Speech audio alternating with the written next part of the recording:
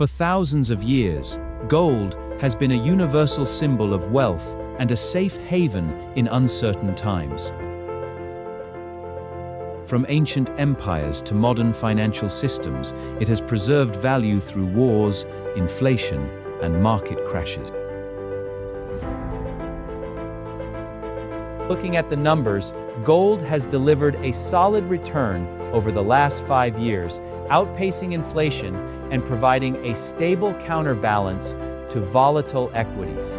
While it doesn't offer the explosive growth of a high-index stock, its strength lies in its stability, a crucial characteristic for a well-diversified portfolio. In today's context, with geopolitical tensions, inflationary pressures, and uncertain market outlooks, gold's role as a hedge becomes even more relevant.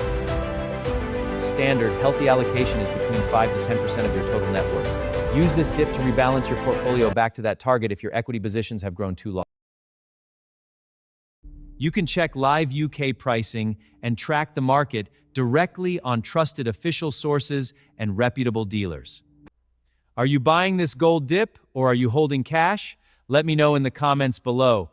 If you found this breakdown useful, hit that subscribe button and I will see you in the next market update.